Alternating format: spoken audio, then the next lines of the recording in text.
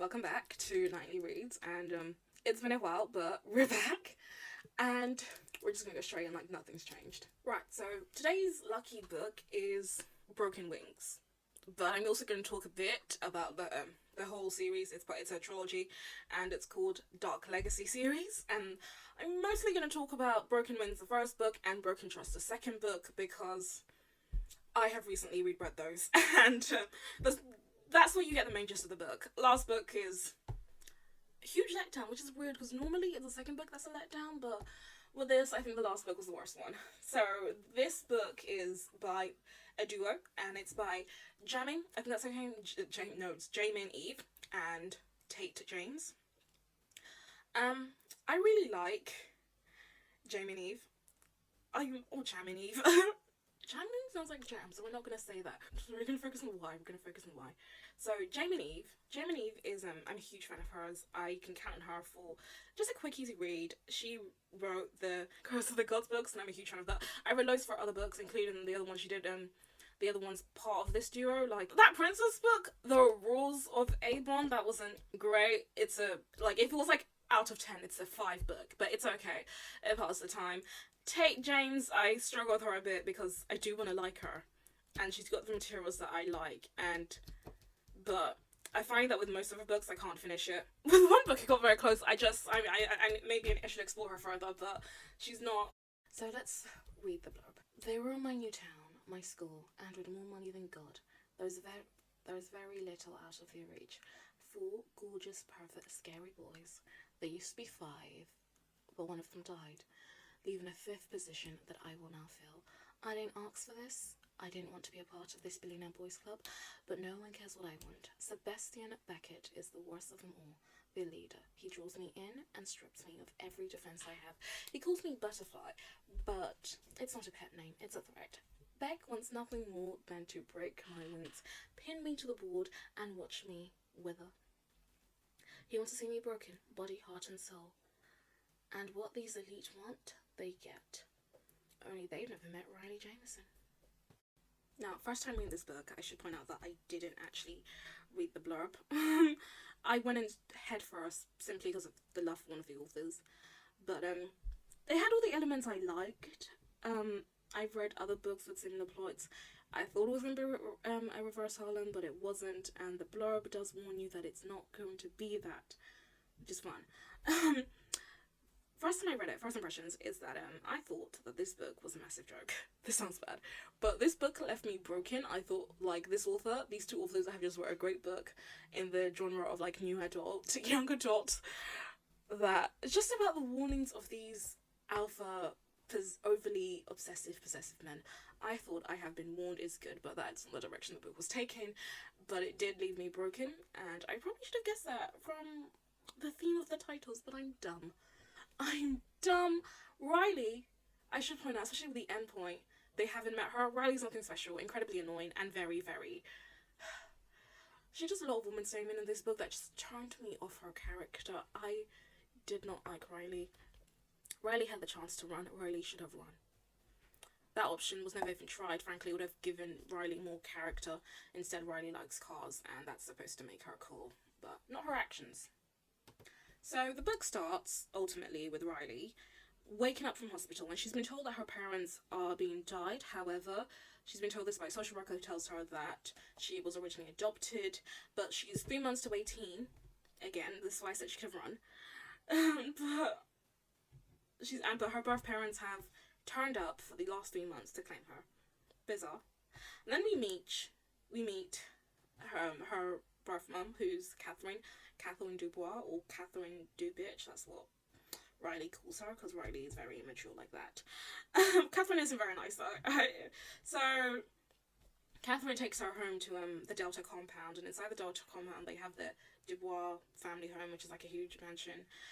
And I should explain, Delta is a big company where it's a family company, and everyone, well, the head...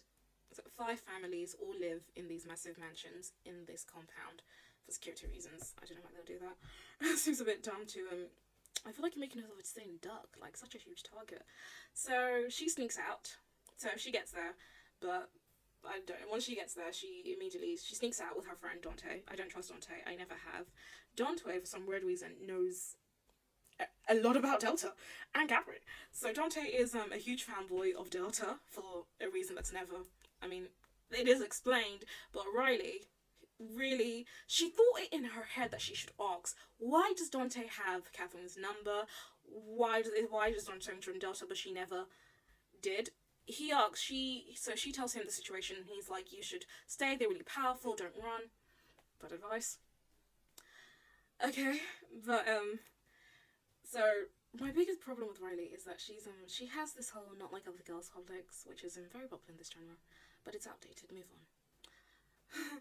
So they go to a local car race because she's a racing legend and she has a car that she calls Butterfly.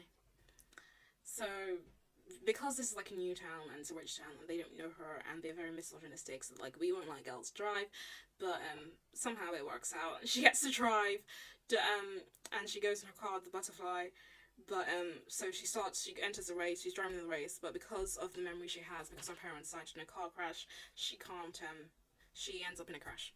She's fine, no help, but she loses the race. My thing with this is, why didn't Riley think of this before she entered the car? But this is the general theme with Riley. She's not that bright.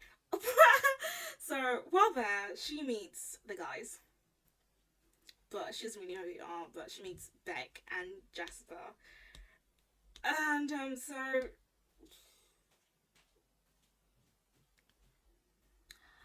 the whole car thing was really annoying because I think it's a technique that's taught to writers to make your character, well, to show their character, to show their personality, you give them a hobby.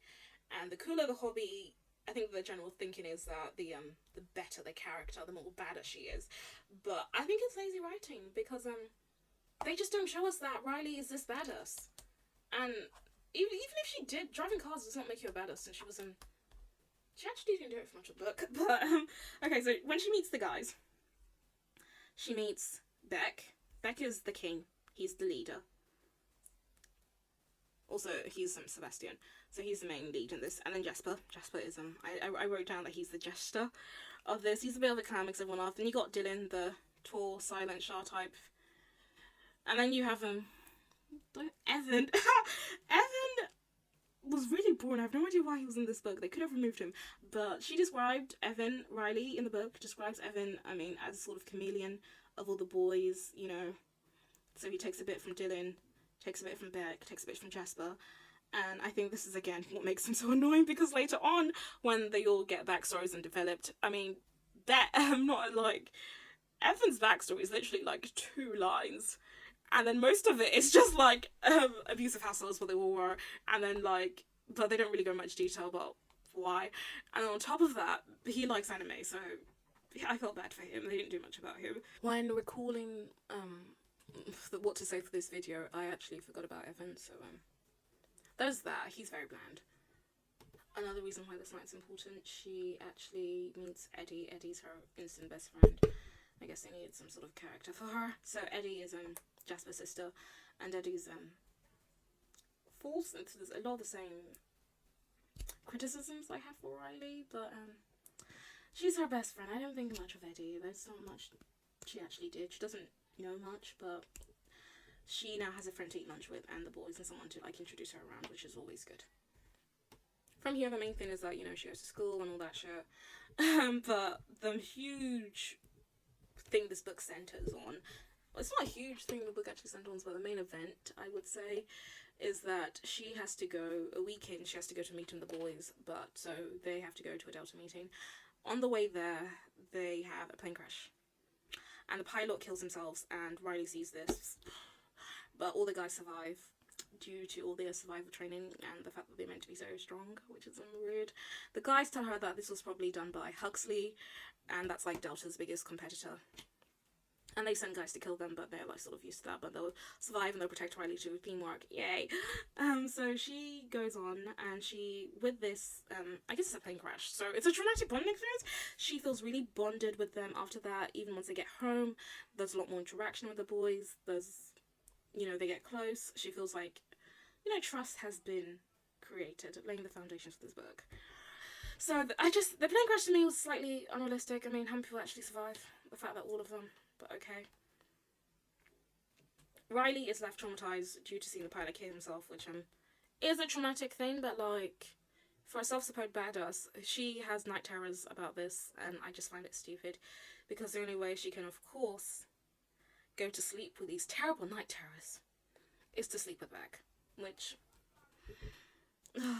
it's been done before, but I just hate this trope. Like, no, take some fucking sleep binder or sleep killers and what thing. Take some sleep tablets and move on with your life. You don't need a man to sleep with you for you to have a peaceful night. It's annoying. Oh yes. So it's annoying, but she also sort of infantilizes herself to Beck, and she does this way too quickly, and it's for this reason why I would not call her badass. So she hangs out more at school with Eddie and the guys. Eddie, what's my problem with Eddie? Eddie apparently doesn't have any friends because Delta won't allow her. I don't understand this trope. I don't understand this line. It's not explained. Her brother won't let her, but her brother's Jasper, and Jasper's like, I call him the gesture. He's like the funny guy. I don't understand why you wouldn't allow her to have friends. It's never explained, because they don't want her to get close to them in case she spills any secrets, but then they don't tell her anything.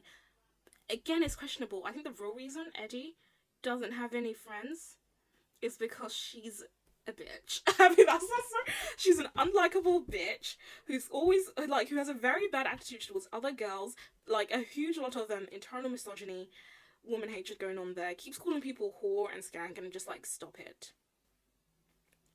And then, also, we also meet, after the plane crash, we also get the ability to meet Richard. Richard is her birth father. Richard is supposed to be in this grieving role dad, and she thinks that maybe he could be a good ally. I don't, because he's married to Catherine, and he's been in that family for longer, and he still let Catherine give you away, which is her main, like, hatred for reason against Catherine, because she gave her up. But that's also the dad. The dad explains that when Catherine gave Riley up, he wasn't there because he was mad at her. And they were fighting, was thinking about divorce. And I said, but he could have, I know, gone back and tried to find her. He obviously didn't fight for you. They just thought, oh, we have Oscar, which is the son that's now dead. We don't need anyone else. It annoyed me. So Richard he's okay though, because he gives her fake papers. And he says he doesn't want Lucy to learn a child and that she should run. But she's like, because of the bonding experience she's had with the plane crash, she's like, no, we're a team. And then inside her head, I found this bit so funny. Inside her head, when she's saying that they're a team, she's like, but they've been a team longer than me.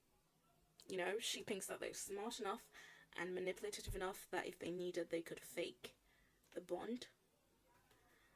And she doubts things in her head, but she does, in typical Riley style, she does not follow through and get instead saying something like, no, we're a team, I wouldn't run, and that's stupid. Anyway, then Beck picks her up after this, and she's a bit withdrawn, is like sad. So Beck is like, what's wrong? And he's like, oh, I just saw Richard and he was talking. And then Beck, like, even she doesn't actually tell Beck what he said. I guess my decision. But Beck tells her that forget whatever Richard says. He's weak and he's just grieving. That's and she just goes, yeah, okay. I don't know why she does that. So, after this, well, here comes the ending. Now, how is the ending, you ask? The ending that broke me?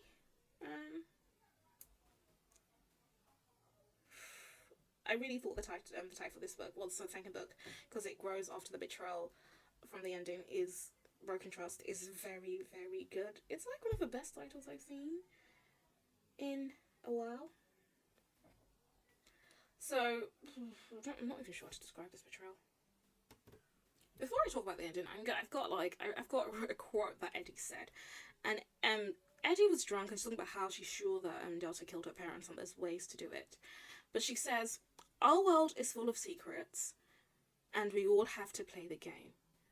This, I think, was a very good foreshadowing quote of what's yet to come, and Richard said something similar of like, no matter how strong you think your bond is, Delta pulls the strings of these boys, and I think that I missed that. There were loads of these little nuggets of clues in, and I reading it again, I really, really enjoyed all those little clues towards the ending. So then the betrayal sort of starts happening when she goes to Beck's house, and all the four boys are there, and they all have mugs. I think this is meant to be a cute scene, but I find it so annoying. I mean, not so annoying is the wrong word. I find this scene cringe a bit. I know it's meant to be cute, and maybe it is, but not for me. So with this scene, they all have mugs that like represent their personality, sort of. I actually don't remember what the others' mugs are, but Beck gets the king mug because he's the king. Oh, they give her a queen mug, and I thought that's nice. But she notices some sort of off energy, some uneasy look clue here. But then Beck fucks her to sort of distract her, and it works. She sleeps and she wakes up alone, and there's two men, and they're like, "Come with us," and she's like, "No," and they're like, "We work for Delta.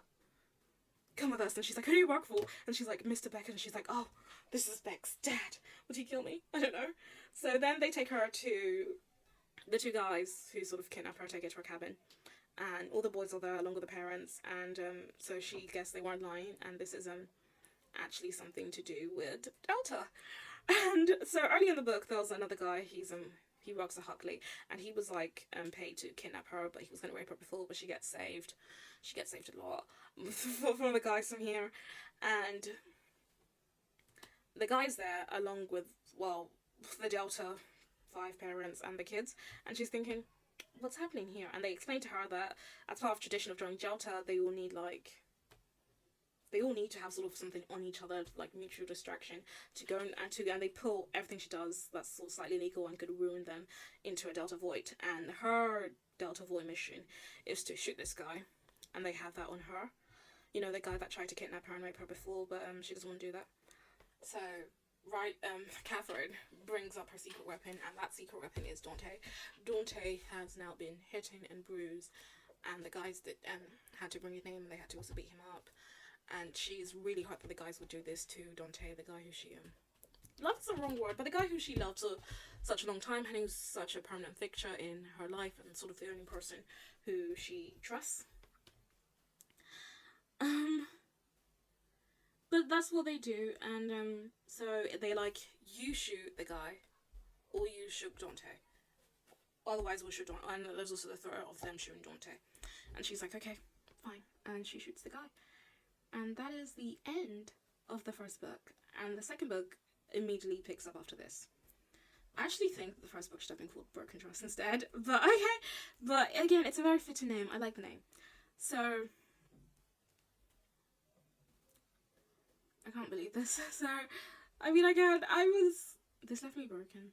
And, because I always want people to, like, get together and just be happy and all that shit. So, I was rooting for the friendship for that couple. Yes, it happened quickly, but my favourite books are, like, insta-loves. So, it could have been normal, but it wasn't normal. And there were so many clues that I really should have been aware. But the clues are enjoyable when you reread it, so there's that. So in the next book, the next book was very annoying. It's a lot of moaning, it's a lot of high school drama, and it's quite unnecessary. So in the next book, this is when I just feel like with such a good first book, the other two books couldn't keep up. And I think that's actually a problem a lot of authors might have, but they normally manage to, because the third book would have the finale, they manage to bring out the action, bring out the suspense, but I don't think they quite managed that here. So in the second book, she's really hurt. She keeps saying that they used her.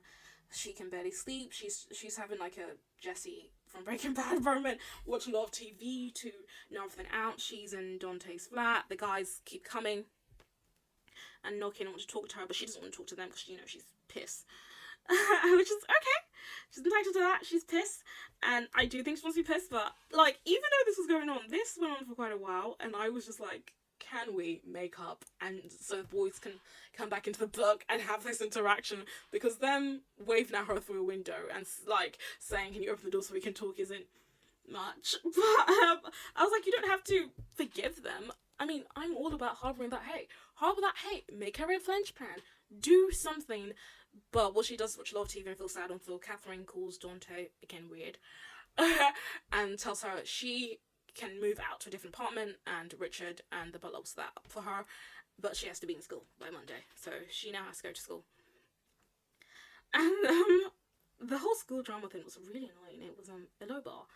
So she actually, was I victim blaming her a bit because I kept calling her dumb, but all that moaning and the fake bonding, but she did have those doubts. She should have explored her emotions more with those doubts and learned that there is an in-between between I absolutely trust you, I'm ready to tell you everything, to I believe you will never hurt me, you will lie to me. Like, there's to these people she's met very recently and have a lot of connection way before her. She is the new thing. She is the introduction, you know, like, they're stable. She is the new chemical component. And I felt like she should have been aware of that. There wasn't that much growth with her character throughout this whole book. She was a brat, an infant brat. They should have made this into a revenge book, just saying. Maybe it was a revenge book. I don't think they've done it well because she'd have to give up at some point. So now she's back at the school and she's not talking to the guys, and these guys are, you know, they rule her school. They're the kings of the school, and so, as Ellie puts it, she's going to get hugely bullied because they want revenge for the fact that she got to the kings of the school so quickly, and they tell her this, and they're like, we need to make a strong stand because Huxley's put like the youngest daughter here, and we need to make a strong stand. You need to like sort of hang out with us, you know, and we can protect you and all that shit. But then she's like, I don't care, I'm gonna be fine. They tell her this several times, they have this conversation several times, but Gail would not listen. And the key thing is, I don't think she has any respect for anyone in that school. And, you know, I guess that's okay. I didn't, but it read across as very butty and very, very bratty, and it was like really into her whole tough girl act, but she's not a tough girl. You know, and she even admits that she's only pretending to be, but she ain't even pretending to be. It was just plain stupidity, and very stubborn stupidity. So, they go through varying sort of bullying incidents, and she's like, I can put everything, they hear me, I'm gonna be okay, and all that shit. And then one of them, they like hide her clothes, but then she goes up to Jasper, and then she's like, give me your clothes, and drive me home. And he does that, and she takes Jasper to a new apartment, which is annoying because she wants to separate herself from these guys, and she's been given this new apartment. I mean, I'm sure they could easily find out where she lived, but does she have to go and take one of them to that apartment? Again, the stupid was just overwhelming. It was overwhelming me. And she takes them. And so she takes Jasper into this, and they have this burger, and Jasper thinks, oh, it's going to be okay, you know, now, like, we've done this, you're going to go back, and the bullying's going to end, and we can do our strong stand, but like Huxley. But she's like, no, nothing's changed, I'm talking to you, but I'm still mad at the others. And then he's just like, okay. More bullying happens, but the bullying I really do not like the bullying in this book. I watch a lot of K-dramas, and I just think bullying sometimes, it's tough. I've been through it as a child, but I should probably go back and take that back, because no one knew on this level. This was like, so it gets too out of hand. So, in this, the main bullying thing, and what unfortunately makes her forgive the boys and bring them back into her life, is a rape attempt, a gang rape attempt, orchestrated by the youngest daughter of Huxley. I think her name's Catherine or something. And it went really dark, really fast. I did not like that. And I thought, Riley is too stupid for this bad thing to happen to her. I thought she's too stupid. She's already, like, she's moaning all this complaint about guys lying to her to protect her. What's she gonna do when she gets gang raped? I was like, she is not ready for that. This book was not ready for that. I did not like that direction at all. But she fought until just the minute when she's about to give in and sadly sort of shut down for the gang rape to happen. Beck walks in and saves her, and now they're talking, and I really did not like the fact that she drove herself up this wall with all this moaning and complaining that the only way they thought to let the boys back into her life was for them to literally save her of a gang rape.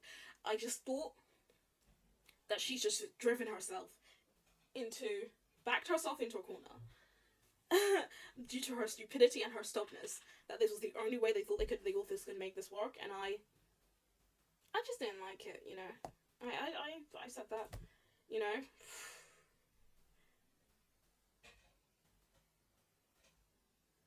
So Beck beats up a bunch of guys. He protects her, and they take her home to the new apartment. I now have to basically, I've written down that I'm going to criticize Riley again because she calls a girl a bicycle, but I don't think I have it in me after I just talked about this gang rape. Ooh, you know what, I am gonna do it. She did a lot of woman hating to the girls that were sort of bullying her, and after the gang rape, this girl comes up to her and she's like, women have to support each other, they went way too far, I'm sorry, what happened to you? And I'm like, also now you think women can be, and I was like, okay, that's good, because that's generally what happened. And even like one of her main bullies was like, the girl she called a bicycle, rude, was like, they went way too far. I had no idea Catherine was planning that. Catherine was dead out evil. Don't worry about Catherine. Catherine ends up dead. Catherine ends up dead. Catherine was really annoying. She was blonde. She smiled evilly every time Riley was getting bullied. There wasn't much character with this villain. She's not even the main villain. She was dead. Not a fan of Catherine. But Catherine is revealed that she paid the guys who tried to gang rape her to do it.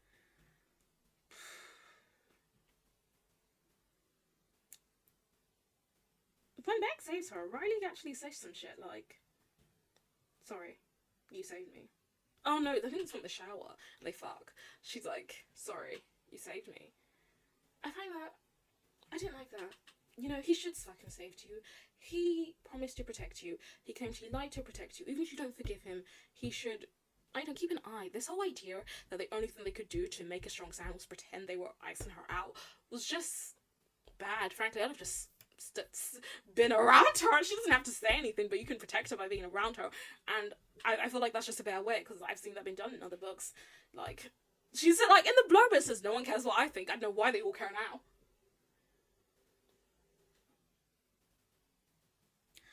And then, so I guess that's the main thing. But then they get together, they improve their relationship, she finds out more about them, their backstories and all that shit. Connection gets deeper. And then you essentially go to the third book. And in the third book, they sort of defeat Delta and the parents. I say defeat Delta. But one of my main issues with this book was that Riley was like, I want to change the world, start with this fucked up company. But, spoiler alert, she doesn't actually want to change the world. She says that she likes the wealth, the power, the privilege, and she knows that her boys like it too. They feed off it. So what she wants is a way to easily get this from Delta without their parents and all the stupid survival shit stuff that makes them able to survive a plane crash. Because I was like, okay. And Delta, apparently, in the book is stated that owns like 70% of the world's wealth. And the fact that she plans to change the world by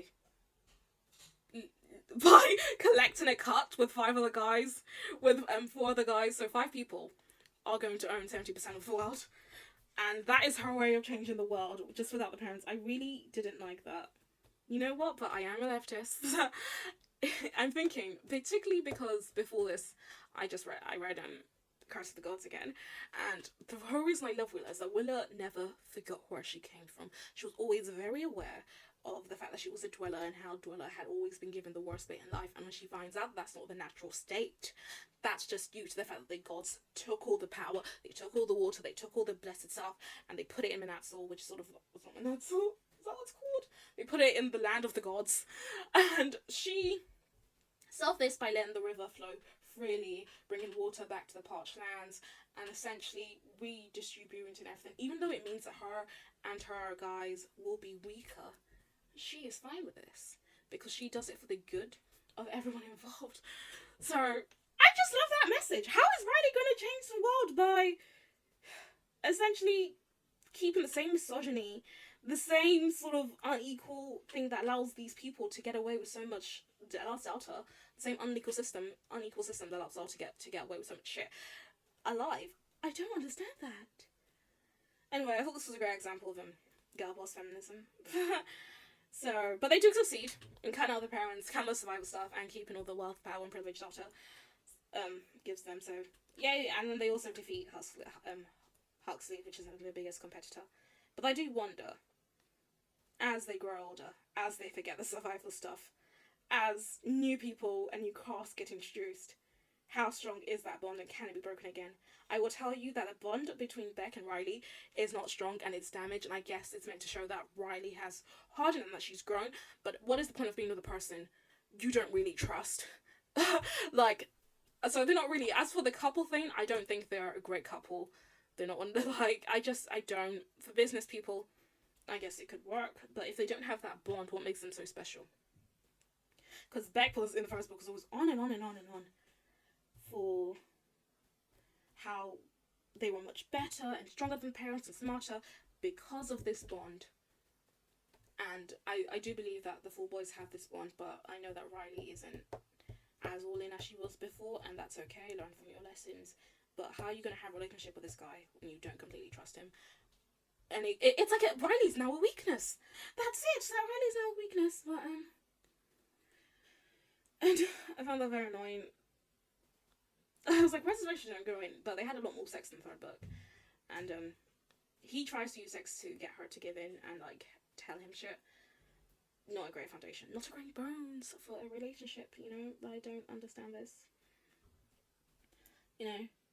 My favourite comment from Beck is that he says that Ryder's not like every other girl. Like, that she talking to her is like fucking electricity. Really? Beck, what are you on? I don't know what he's on. But I thought that was weird. And then, like, one of my favourite moments from Riley is when she says that she's really into Beck's king of the world shit. You know? And they basically just had an argument. And he was like, I own you. Like, I own everything in this world. And in a few months, that's when he gets his inheritance and becomes like a full partner at Delta. In a few months, I'll own the fucking world. The entitlement of this comment, the possessiveness going on, it was like, girl, run. But she didn't run. She said she liked it. And we all know where that got her, with a broken trust that she never managed to fix, even by the third book, which is the reason this relationship is going to fail, and I thought it was a horrible note to leave this one. So, yeah, so that was pretty much the whole series.